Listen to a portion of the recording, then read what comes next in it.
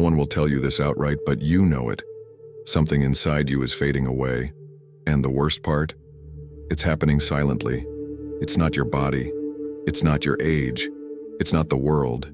It's you. You are disappearing amid sophisticated justifications, elegant excuses, thoughts that seem mature but are just fear in disguise. Somewhere between your 30s and today, you bought into a lie wrapped in logic, packaged in beautiful phrases, and sold as wisdom. The lie that your time has passed, and this lie doesn't paralyze you right away. It poisons you little by little, because every time you say, "I used to have more energy," what you're really saying is, "Today I'm not enough." And that silent internal phrase is a sentence. And worse, a sentence you signed yourself. Most people over 40 have given up without realizing it. They didn't make an announcement. They didn't make a drama out of it. They just started hiding behind predictable routines, safe decisions, minimal goals. They traded dreams for stability. They traded intensity for convenience. And they started repeating, as if it were a mantra, "This is no longer for me." And that phrase, spoken so often, not only kills motivation, it kills desire, it kills hunger, it kills vision. But there is news that can save you, or confront you. Age was never the problem. The problem is the programming you installed. That set of ideas, habits, and phrases that you repeat until they become your identity. The subconscious mind does not know what age is. It does not understand time. It understands commands. And if you say "I can't," it responds with "understood." If you think it's too late, it doesn't argue. It executes. And that's why you can spend 20, 30, 40 years living the same version of yourself and calling it life. But there is a possible break.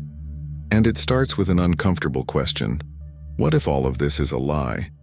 What if what you've been told about aging is just a poorly told story? What if you are still exactly what the world needs right now, not 20 years ago? This question is not a consolation. It is a provocation. Because there are people who, at 50, 57, 62, are beginning the most extraordinary chapter of their own story. Not because they were lucky, but because they decided not to accept the imposed script. You still have time, but you don't have all the time. And that makes all the difference. The discomfort you feel is no accident. It's your soul trying to wake you up. It's your conscience screaming that you can still do it, that it's still possible, that it's still necessary. But this turnaround doesn't come with cliches. It comes with brutal honesty. It comes with confronting everything you believe about yourself. It comes with the courage to bury what brought you here so you can give birth to what will take you forward. And yes, it will hurt. Because reprogramming your mind is a war against everything you accepted as truth just because you repeated it for too long. The journey begins like this, with an internal snap, a silent enough, a refusal to continue being less. And from that point on, every choice, every step, every word becomes a statement. I no longer accept this reduced version of myself. I didn't come this far to survive. I came to set fire to what was left and build something that no one has seen yet. Not even me. This is your breaking point. The question that puts you in front of the mirror. And now that it's been asked, there are only two ways out. Retreat and continue living a comfortable lie, or move forward and finally discover what you're made of. You know this, but you pretend you've forgotten. Time is passing, and you remain stuck, waiting for someone to show up with permission to start over. But that permission will never come. There is no angel of reinvention. There is only decision. And if you don't make it, time will make it for you. And it charges interest. It charges with the unbearable repetition of identical days, with that ghostly feeling that you are living on replay. The calendar changes, the season changes, but you're still there, stuck in recycled thoughts, familiar emotions, stories already told.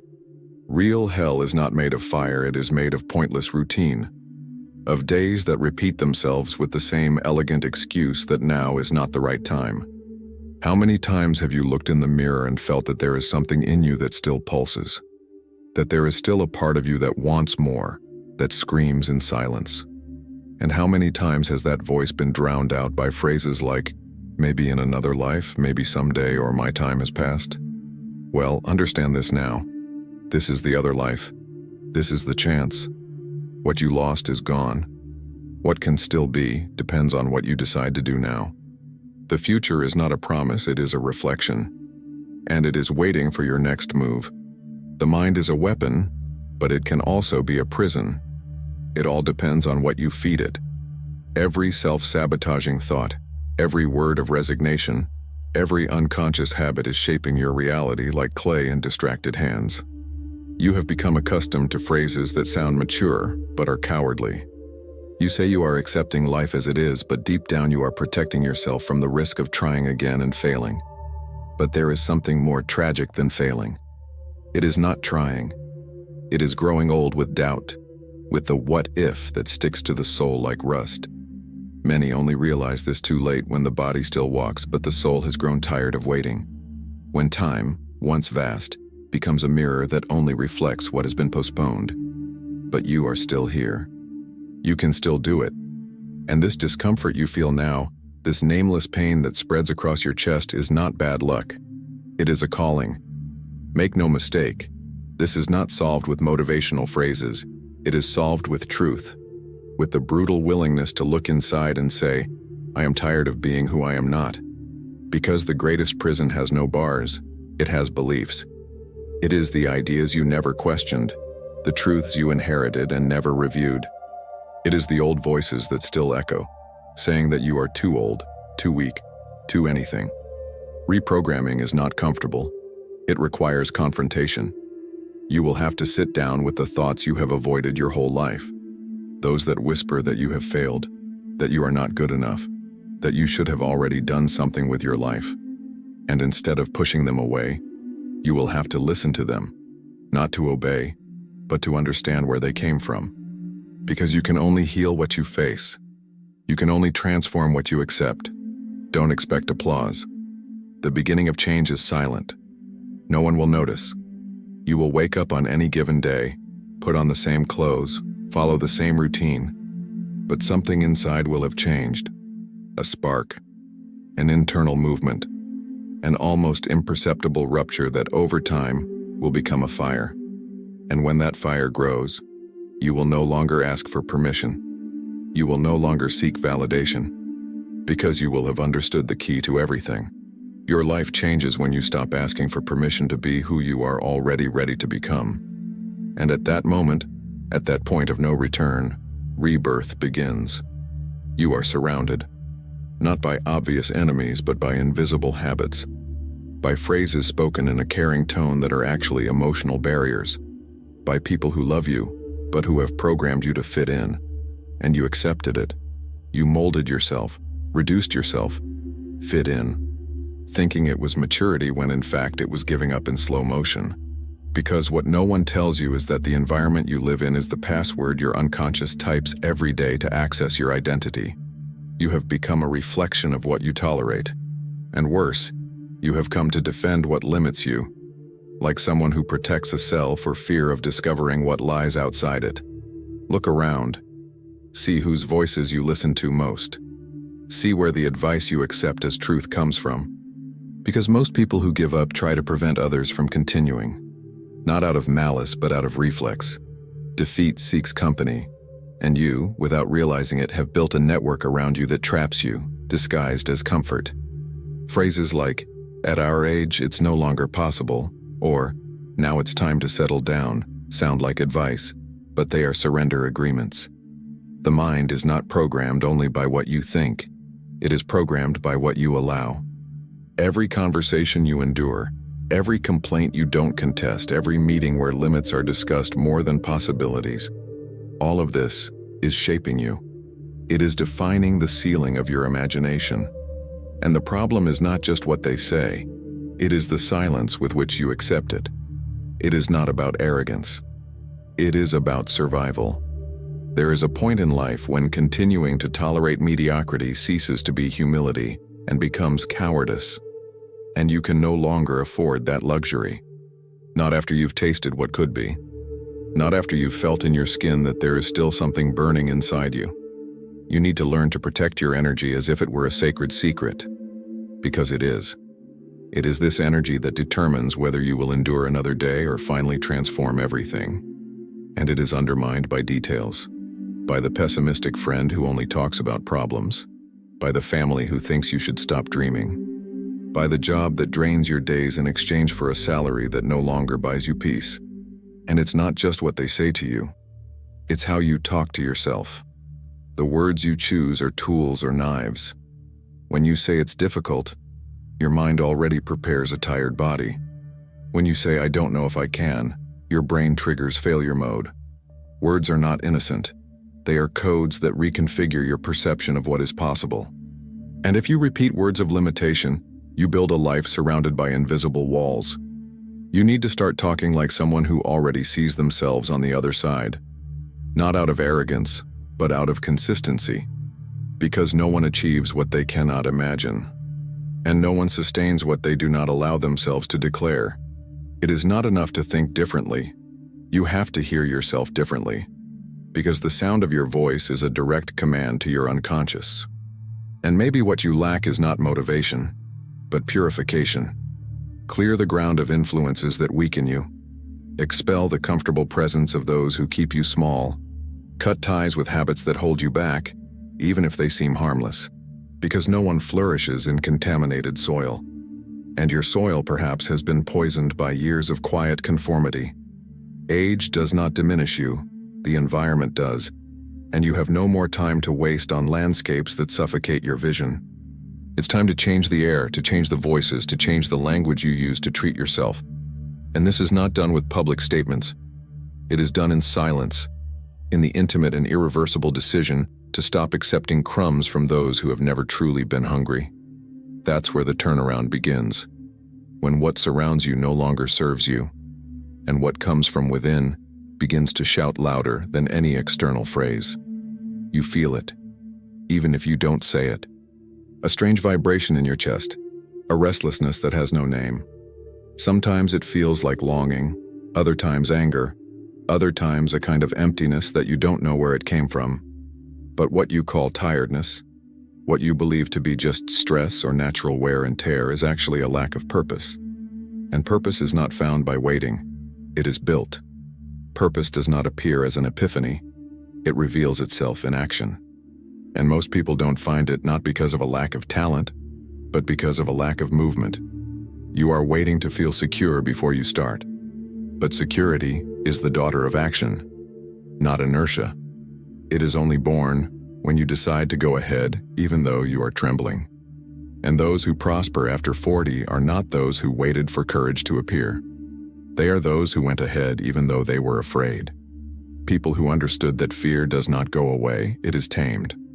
And that only movement transforms fear into courage. Life owes you nothing, but you still owe yourself a lot. You owe that attempt that was postponed in the name of a secure job. You owe that version of yourself that you stifled in order to be accepted. You owe that project you abandoned because someone laughed. It's all there, accumulated, waiting for the moment to be born. And that moment is not a special day.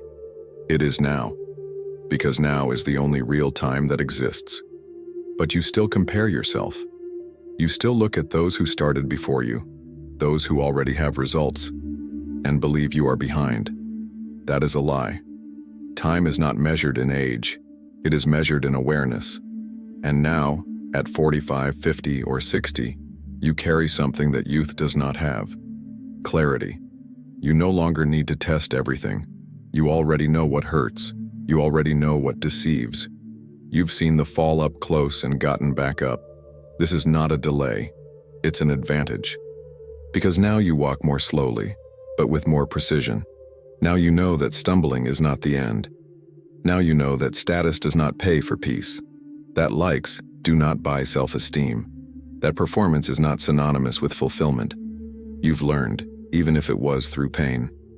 And that makes you someone who is ready, not to repeat the past, but to create something new, something of your own. But there is a subtle enemy in the way. It wears the clothes of tenderness.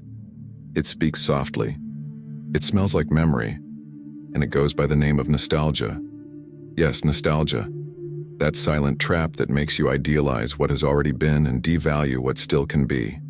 You look back and see youth, vigor, dreams, but you forget the pain, the insecurity, the despair of not knowing who you were.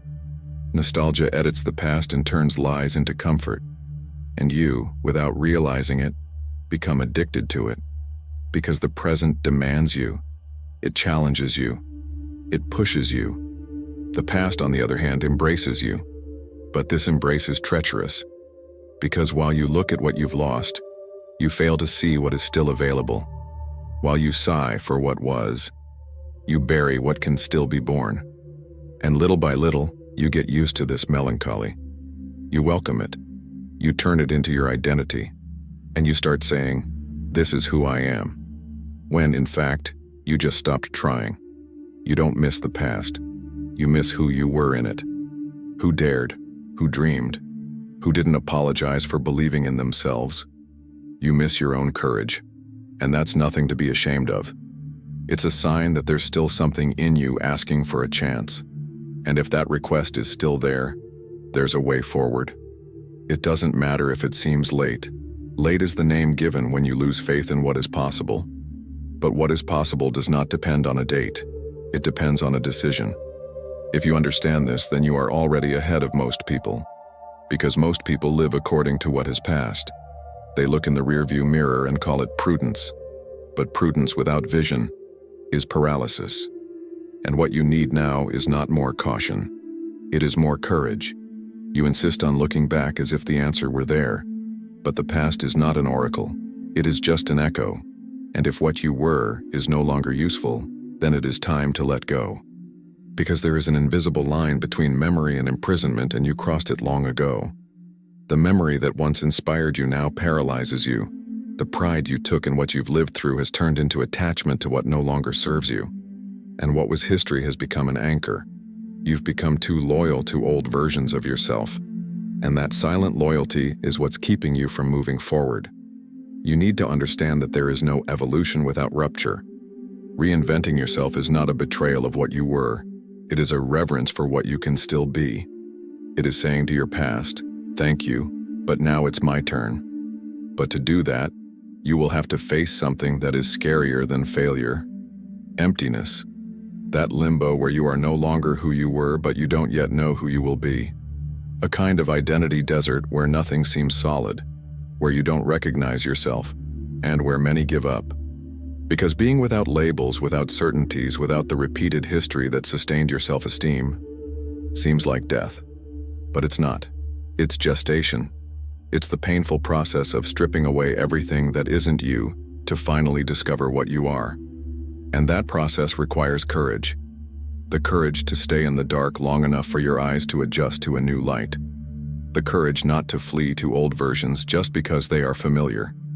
Real growth is not glamorous. It doesn't look good on social media. It doesn't earn applause. It comes with silence, sleepless nights, and goodbyes without explanation. Growing up means losing. It is letting go of friendships that no longer suit you, habits that no longer fulfill you, places where your soul no longer breathes. Growing up is displeasing, because your expansion bothers those who have become accustomed to your reduced version. And that requires a strength that is not in the muscles, but in the character. The strength to sustain your own metamorphosis without apologizing, to be new without asking permission, to change your mind without feeling guilty. That's not arrogance, that's freedom. And freedom, at this stage of life, is the greatest of all luxuries. You no longer need to prove anything. You don't need to be everywhere. You don't need to please everyone. What you do need is to be true to what you feel when you look in the mirror. And if that reflection no longer matches the life you lead, then you already have your answer. Change is no longer an option. It is an urgency. But be careful. If you're still waiting to feel ready to act, you're lost. Ready is a myth. No one is ready to abandon everything they've built in the name of something they don't even know the name of yet. But some do it anyway. And those are the ones who are reborn. Not because they are stronger, but because they are more honest. Honest enough to admit that continuing is more painful than starting over. And that's when time ceases to be the enemy. It becomes a filter. It frees you from the obligation to be everywhere, from saying yes to what should have already been ended, from carrying burdens that were never yours. Time no longer pressures you, it purifies you. It removes the excess, it reduces the noise, it cleanses. And that, if you know how to use it, is your greatest advantage, because youth runs. But you can choose where you step. Youth screams, but you have learned to listen. Youth needs to prove itself, but you already understand that you just need to be. And that understanding is brutally liberating. You are at a point where you no longer owe anything to anyone, only to yourself. So don't apologize for changing. Don't hide because you're confused. Don't be ashamed for starting over. The world applauds results, but the soul recognizes processes. And your soul, the one that never completely fell silent, is waiting for the moment when you will finally allow yourself. You can still burn, not with the blind impulsiveness of youth, but with the silent intensity of someone who knows exactly what they want to set alight. Because the fire that is born of consciousness does not destroy, it purifies, it transforms, it illuminates. But for that to happen, the old self must die, and that death will not be public. No one will see it. There will be no applause. It will be an internal, intimate process, imperceptible on the outside but irreversible on the inside. The old version, the one sustained by elegant excuses, by fears that appear to be maturity, by routines that seemed like protection, that version will crumble. Not because the universe will save you, not because a video woke you up. It will collapse because you will begin to kill it silently, choice after choice, habit after habit, action after action. Real transformation does not begin with a cry. It begins with exhaustion. A deep exhaustion from sustaining what no longer represents you. And when that exhaustion becomes greater than fear, change happens. You stop seeking permission and start seeking consistency. You stop asking if there's still time and start asking how much more time you'll waste being someone you're not. And at that point, a new dilemma arises. The desire to change clashes with the resistance to stay the same. Because change isn't inspiring, change is uncomfortable. It's making decisions when there are still doubts. It's acting when there's still fear. It's moving forward when it still hurts. But that's how you change your life. Not with promises made at midnight, but with silent commitments fulfilled at 7 in the morning. You don't have to wait for motivation. You don't have to wait for anything. You have to decide. And decide with such clarity that even on days when nothing makes sense, you still continue. Because consistency beats talent, commitment beats inspiration, and small acts beat big intentions. But before I go, I want to ask you a question that may hurt. What if you are the exception? What if you are living proof that there is no deadline for starting over? What if everything that is latent in you is just waiting for the moment when you finally stop living as a diminished version of yourself? Stop seeking validation.